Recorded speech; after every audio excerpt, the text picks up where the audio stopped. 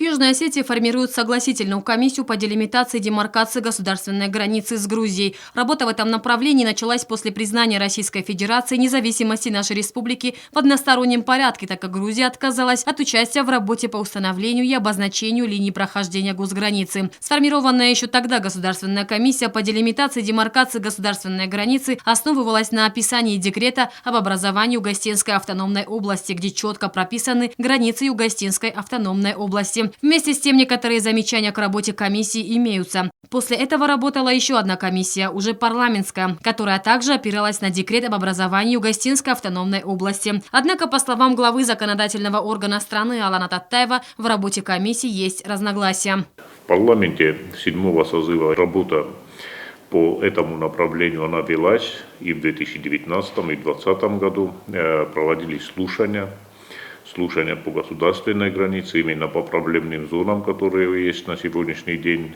в этом вопросе. И парламентом было решено, чтобы возобновить работу уже в рамках согласительной комиссии парламента и правительства Республики Южная Осетия. Чтобы вот те спорные вопросы, которые есть и которыми озабочен народ Южной Осетии, на сегодня это, конечно же, в первую очередь граница, где проходит возле села Уйста, Ценелис. И мы знаем, что в 2009 году именно по реке Лопан была поставлена государственная граница и встали там российские пограничники. И на сегодняшний день они именно по этой линии охраняют государственную границу Республики Южная Осетия.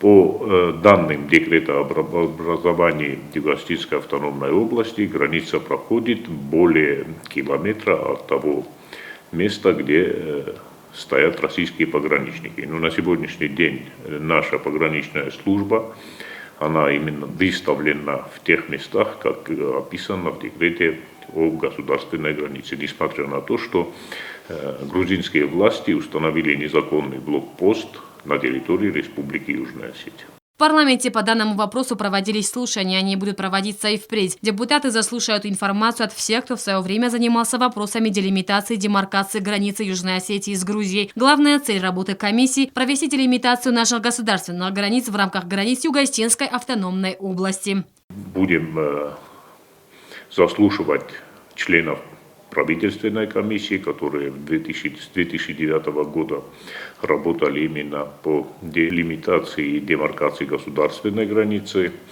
Также будем заслушивать информацию от парламентской комиссии 6-го созыва, которая работала в рамках парламента, и уже исходя из всех тех норм, которые прописаны и в декрете об образовании Югостинской автономной области, и сегодняшних реалий, будем обозначать четко те границы, которые были определены в 1921 году во время образования Югостинской автономной области.